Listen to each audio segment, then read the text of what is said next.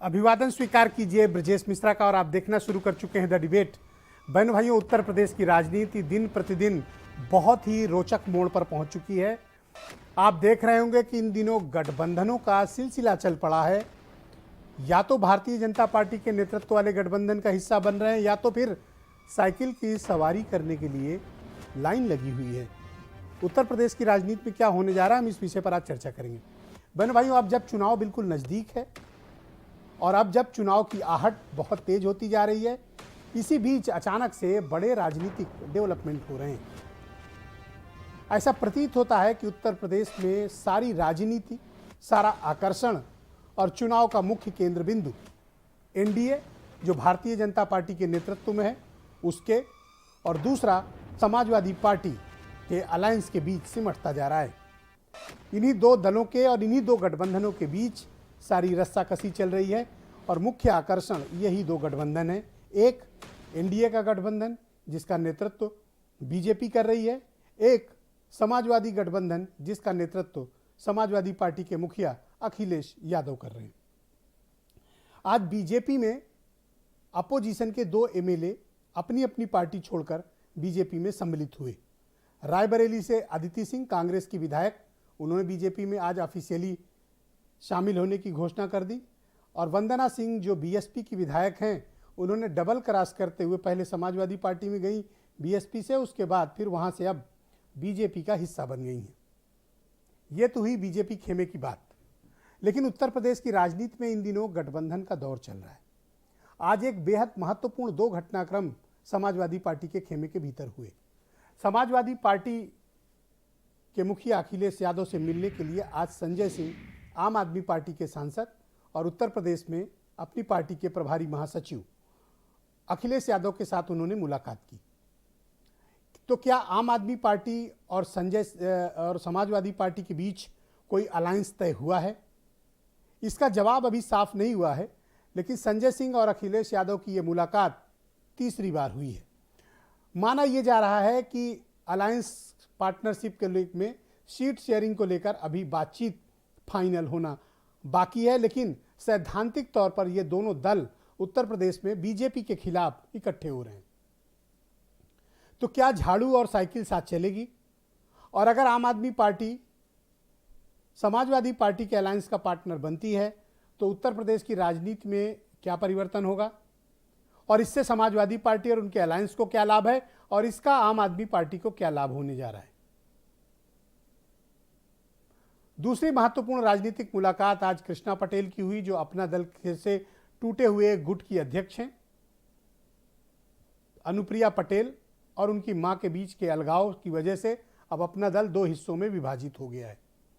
एक अपना दल जो भारतीय जनता पार्टी के साथ है, एक अपना दल अब अखिलेश यादव के साथ है। इनके साथ अलायंस समाजवादी पार्टी ने कंफर्म कर दिया है। तो समाजवादी पार्टी के पास इस समय सबसे ज्यादा अलायंस पार्टनर उत्तर प्रदेश के भीतर हैं। बीजेपी के पास अभी तक दो अलायंस पार्टनर हैं, एक अपना दल अनुप्रिया गुट पटेल, दूसरा निषाद पार्टी। जबकि समाजवादी पार्टी के खेमे में अलायंस पार्टनर्स ढेर सारे हैं, ताकतवर हैं, जनाधार हैं और जातियों पर आधारित हैं, और विशेष तौर पर पिछड़ा समाज को फोकस करते हुए को यह अलायंस तैयार हुआ है। पूरब में ओम प्रकाश राजभर, संजय चौहान, सेंट्रल उत्तर प्रदेश में केशव देव मौर्य का महान दल, और पूर्वी उत्तर प्रदेश में ही फतेहपुर से लेकर चंदौली तक की बेल्ट में अनुप्रिया पटेल की मां, अपना दल की कृष्णा पटेल गुट, और पश्चिम उत्तर प्रदेश में सबसे ताकतवर अलायंस पार्टनर राष्ट्रीय लोकदल। तो पूरा का पूरा उत्तर प्रदेश का चुनाव दो ध्रुवीय व्यवस्थाओं की तरफ बढ़ रहा है, बाइपोलर इलेक्शन की तरफ बढ़ रहा है। अब यह स्पष्ट प्रतीत हो रहा है कि मुख्य मुकाबला एनडीए जो बीजेपी के नेतृत्व में है और समाजवादी अलायंस जो समाजवादी पार्टी के नेतृत्व में है, इनके बीच होने जा रहा है। और ज्यादातर दल जो छोटे या मझोले दल हैं या क्षेत्रीय दल हैं, वो इन्हीं दो के इर्द गिर्द एकत्र हो रहे हैं। बीएसपी और कांग्रेस ये दोनों अभी अलग हैं और इन्होंने अकेले चुनाव में जाने का फैसला किया है।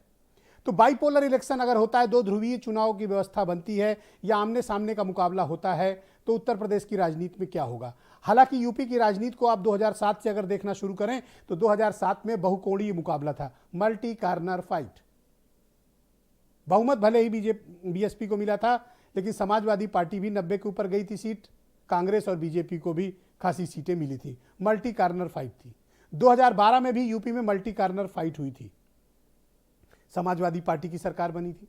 लेकिन 2017 में सभी समीकरण ध्वस्त हुए थे और भारतीय जनता पार्टी को अपार बहुमत मिला था। बाकी दलों के पास बस इज्जत बचाने भर को सीट मिली थी। तब एक ध्रुवीय चुनाव हो गया था।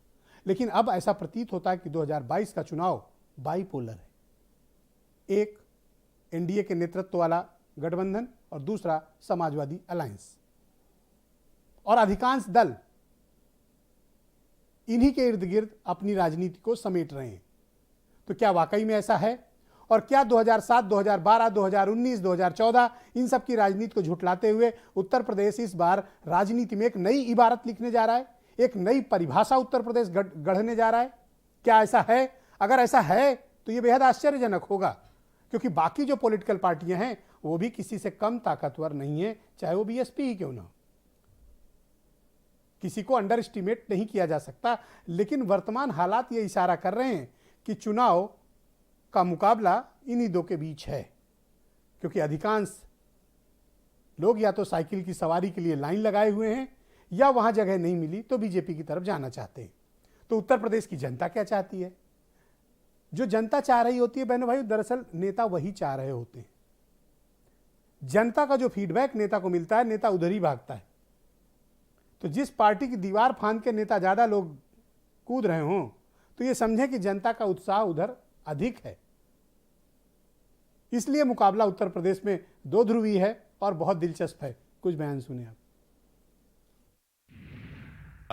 भारतीय जनता पार्टी से मुक्त उत्तर प्रदेश बनाने के लिए, भ्रष्टाचार मुक्त उत्तर प्रदेश बनाने के लिए, और आज की तारीख में जो एक तानाशाही का शासन चल रहा है जिसमें कानून व्यवस्था चौपट हो चुकी है, ऐसा एक मुक्त उत्तर प्रदेश बनाने के लिए कुछ कॉमन एजेंडा पे रणनीतिक चर्चा हुई है। देखिए, हम लोग की बात गठबंधन को लेके हुई है। गठबंधन की चर्चा हम लोग करने जाए थे, सीटों की अभी कोई चर्चा ऐसी नहीं हुई है खुल के। हम लोग संयुक्त बहुत जल्दी ही मंच साझा करने जा रहे हैं। समाजवादी पार्टी ने तो पहले ही बता दिया था कि इस बार 2022 के चुनाव में छोटे दलों से गठबंधन करेंगे। एक अखिलेश डिंपल को टक्कर देने के लिए आजमगढ़, एक सोनिया प्रियंका, और दोनों परिश्रमी हैं, लोकप्रिय अपने अपने क्षेत्र में। मैं समझता हूँ राजनीति में ये अक्सर रहा होता है, कोई किसी के साथ आता है, कोई किसी को छोड़ता है। अभी तो ये देख रहे हैं आप, कल क्या होगा ये भी तय नहीं है। तो आज के कार्यक्रम में मेरे साथ कुछ चुनिंदा मेहमान हैं और आज की चर्चा बहुत दिलचस्प है और इस दिलचस्पी